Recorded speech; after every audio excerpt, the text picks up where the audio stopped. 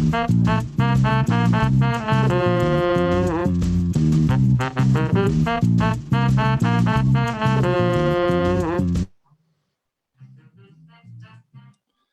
and welcome back to Center Webcast. This is the COVID-19 edition. This is episode 16. My name is Gerald Smith. It is Thursday, April 28th. I am joined as usual by Dr. Sybil Moore, our co-host. And today's guest, we are excited to welcome back State Senator Joe Pittman.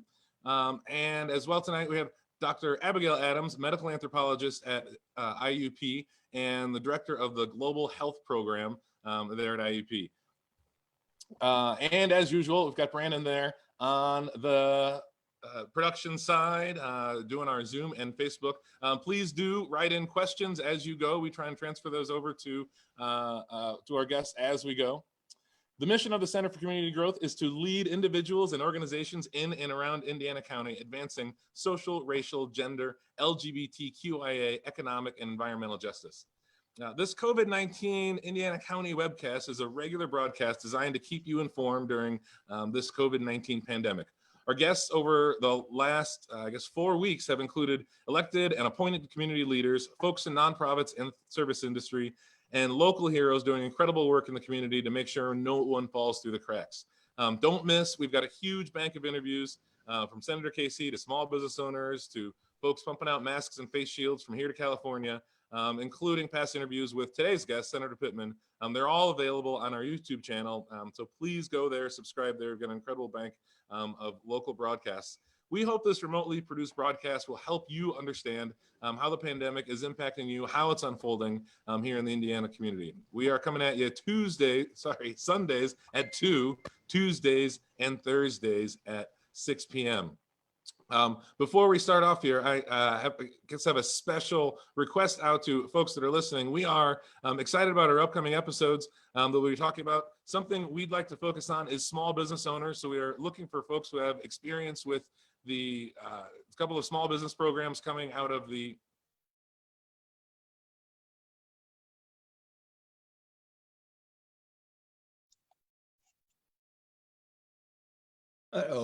G, it looks like you froze up. So I'm going to go over to Sybil and for our interview with Senator Pittman. Sybil, it's over to you. Hello, welcome, Senator Pittman. How are you today? I'm doing well. Good to see you again, Sybil. Good to see you as well. How are you doing? Doing just fine. Good. Family staying healthy and safe? We're a little stir crazy, but we're doing all right. No different than anybody else. So yeah, I think all of us are at this point. On that matter, gets us starting out. Everyone's looking at reopening right now. We're hearing a lot of things with the reopening. Do you know what the timeline is, and what is your office doing to make sure that it's done safely? And what would be your priorities as far as reopening is concerned? Well, my understanding is the timeline from the governor is to announce tomorrow a phased reopening in certain parts of the Commonwealth effective May 8th.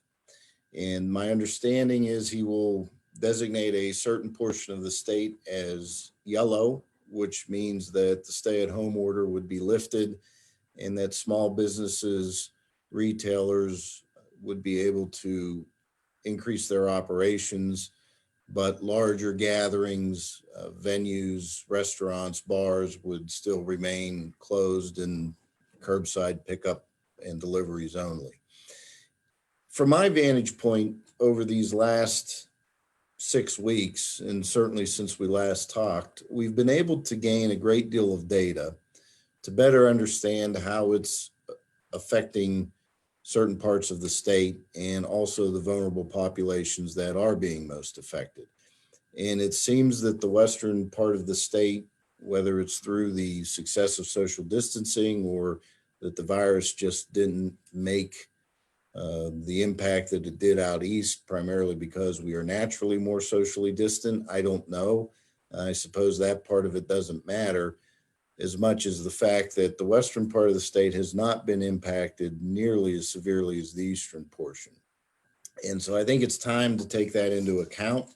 I think the governor is attempting to establish some protocols and some statistical basis to justify beginning of a reopening. My biggest concern is with the most vulnerable population of this virus, and it's become clear to me that it's within our nursing home community. We are now at approximately 2/3 of the deaths statewide are sadly from nursing home residents. Here in Indiana County, each of the 4 deaths that we've had are nursing home residents, and they are from the same nursing home. And a quarter of the cases identified in Indiana County are also nursing home residents. So going forward, and we've attempted to advance some legislation just this week to try to drive out dollars to the nursing homes to make sure they have the proper PPE, to make sure they're able to test not only the residents, but also the employees, and try to make sure we understand that those are the hot spots, at least in our area.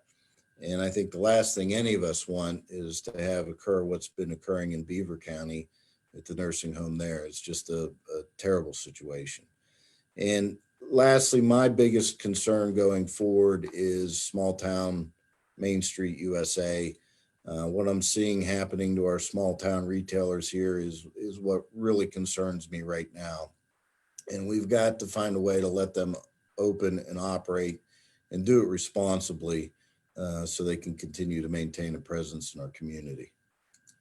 On those lines, I know that the yellow portion of the governor's plan talked about social distancing versus, I guess, a more or not or less extreme, but still pretty heavy mitigation responses or actions.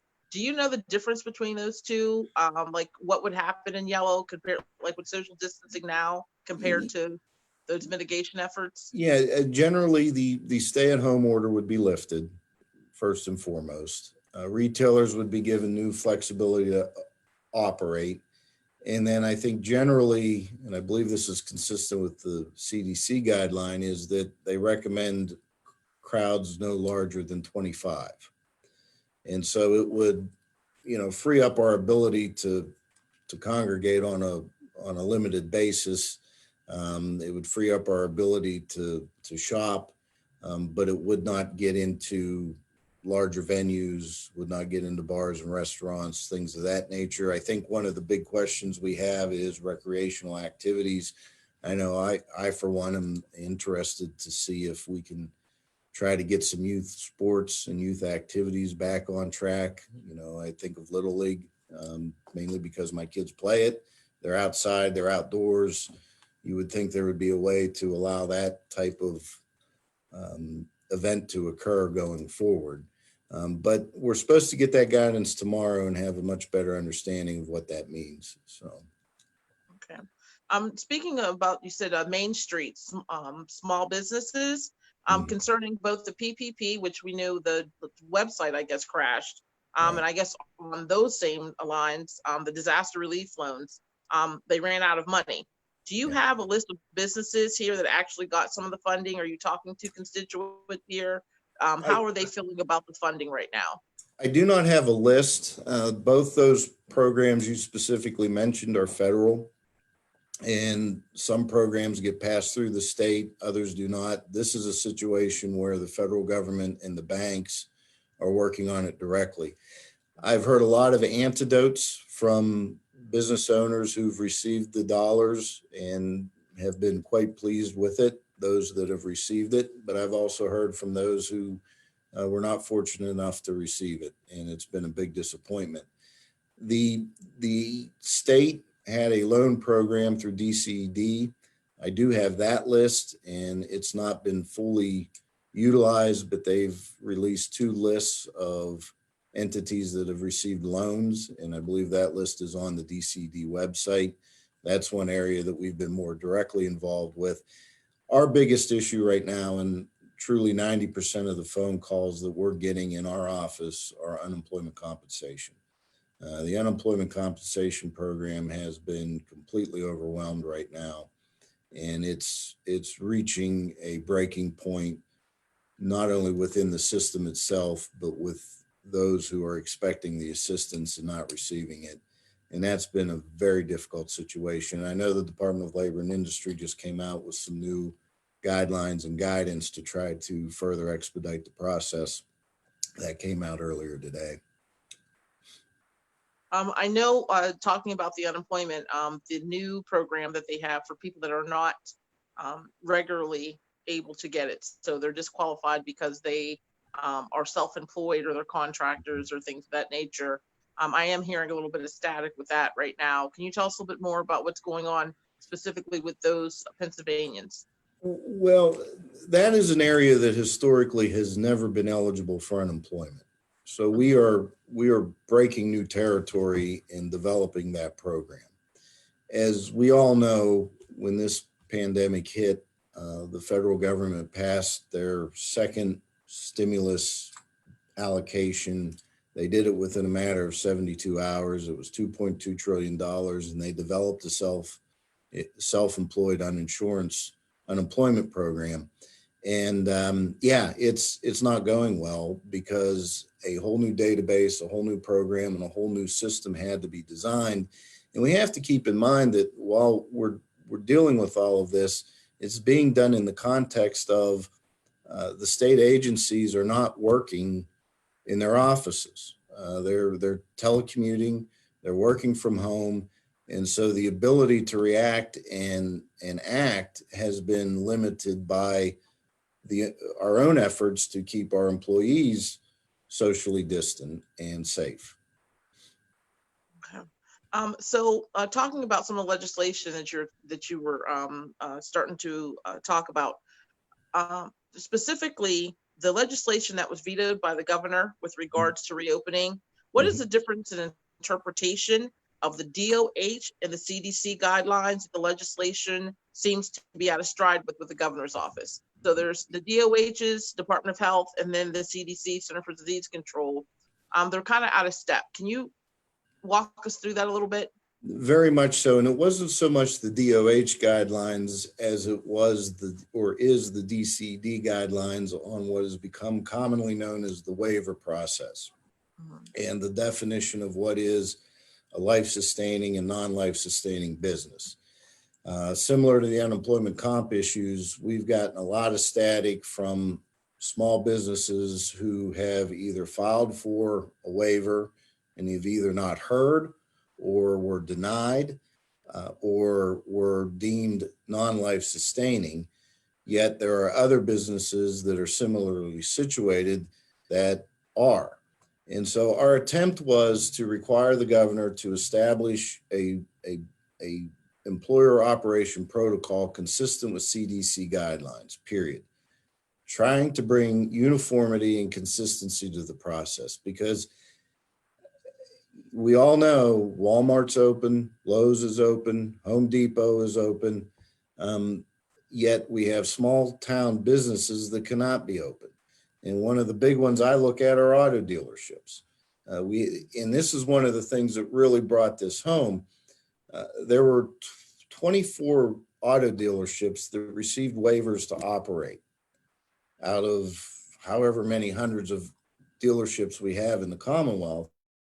Well, I don't know how an auto dealer in downtown Indiana versus an auto dealer in Greensburg is different, and one is life-sustaining and one is not.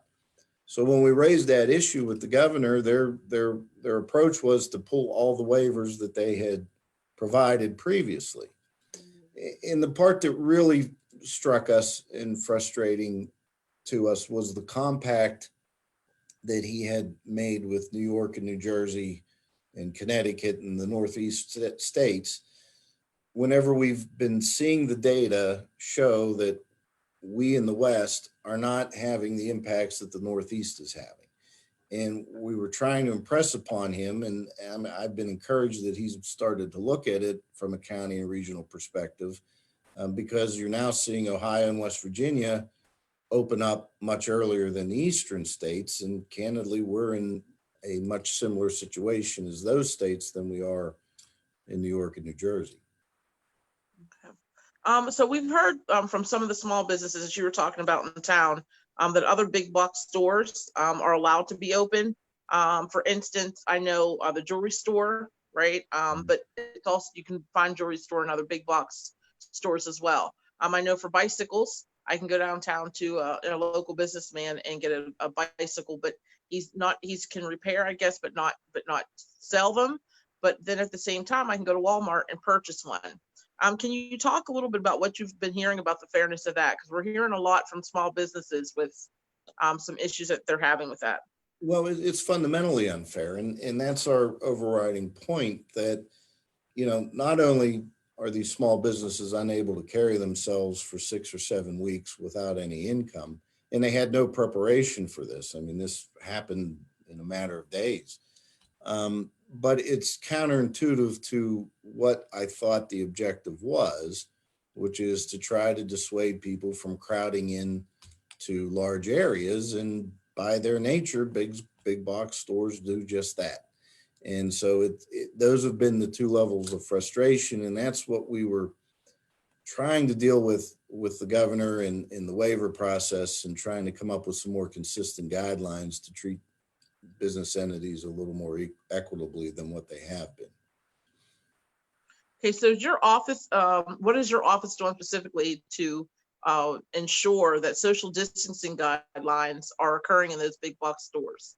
Is there anything that your office has been able to do to kind of ensure the public that they are following social distancing practices? Well, and that's the concern. I mean, I've read a lot about big box stores following social distancing practices and setting up protocols to encourage it. But that's where I think every business and every employer should be following the CDC guidelines and managing it in a consistent way. That's, to me, been the problem. And I'm not sure. And even with the nursing homes, the health secretary indicated that, their staff are no longer doing in-person inspections of nursing homes, which I understand that from a safety protocol perspective for the inspector. But, to me, now's the time when we should be thoroughly inspecting nursing homes and making sure that, they're operating to the best of their ability. And so that consistency is what is pretty alarming to me. But that's where, much of what we've discussed here, hopefully by tomorrow, will be in the rearview mirror, at least in our region, and we can move forward and try to repair all the damage that's been done over these last several weeks.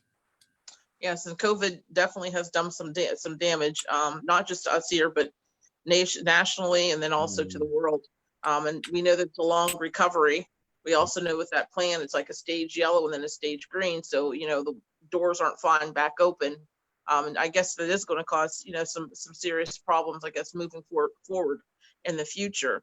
What does that reopening look like to you and to your office? And what does testing look like from your office? Because we're also hearing that reopening is, it has to be connected to testing and test results as well.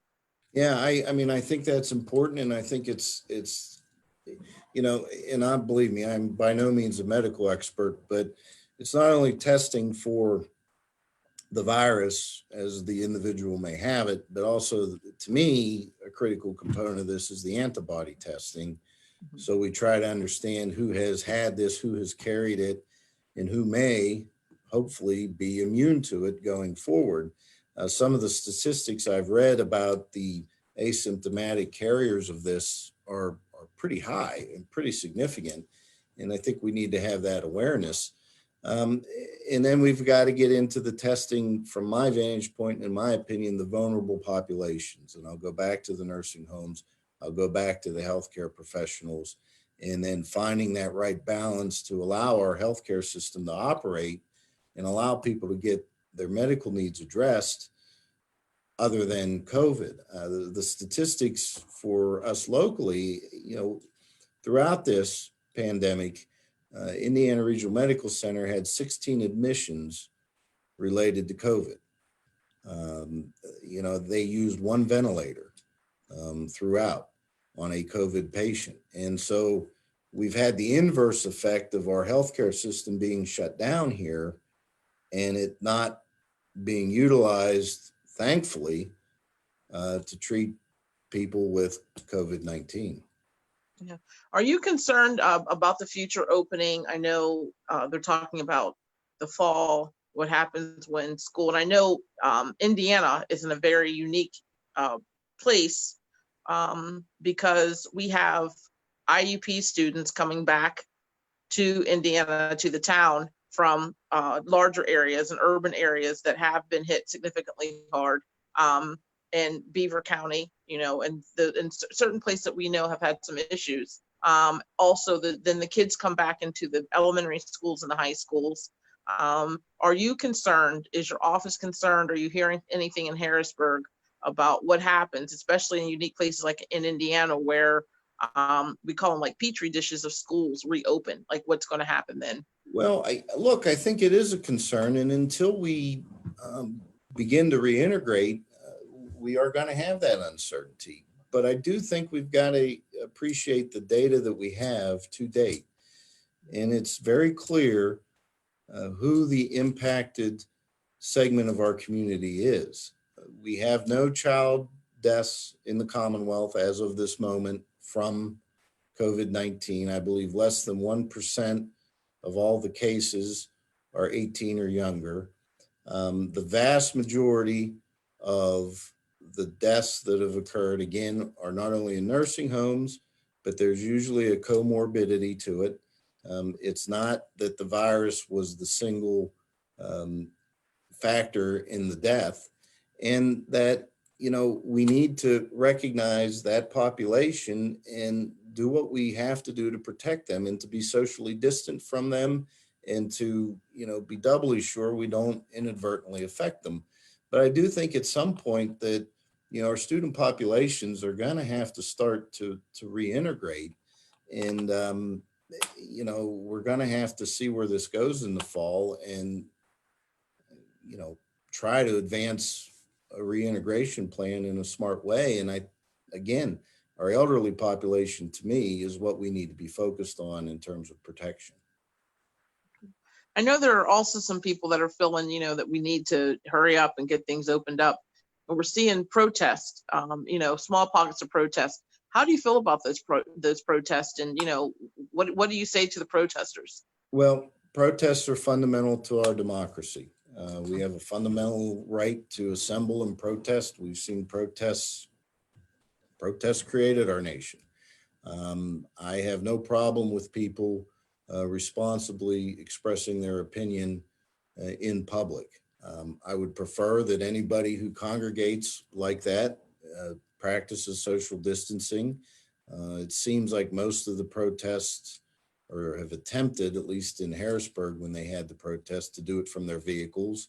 I understand there's going to be a caravan in Indiana tomorrow to express support for small businesses.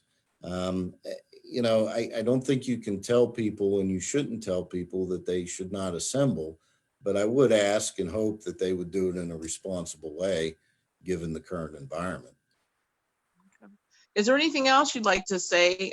We greatly appreciate you coming on, sharing what's going on. I know that you're working really hard to try to look after the needs of people here. Is there anything else you'd like to tell everyone in our viewing audience? Well, I think the community has been great. Yes, there's a lot of frustration, there's a lot of angst, but we're all in this together. We will get through it one way or another. We have had our disagreements philosophically with how the governor has handled this, but I'm hopeful that we're moving beyond that. And we're just going to have to fight through this. We'll see what tomorrow brings. I'm encouraged by the numbers. I'm encouraged by what we've seen, and hopefully we're going to be able to move forward to a level of normalcy in the right way sooner than later. Wonderful. Well, thank you so much again for being on. We appreciate you taking out your time. Sure. Can we have you come back sometime? Hey, sure. Anytime. Happy to. Yeah. Again, tell Gina I said hi. Although we have been working out together online with Haley. Yeah. Oh, yeah. That's like clockwork every morning. Every 10:30. Got to get with it. So, yep. That's it. All right. Take care. We'll see you. Bye. Bye. Bye.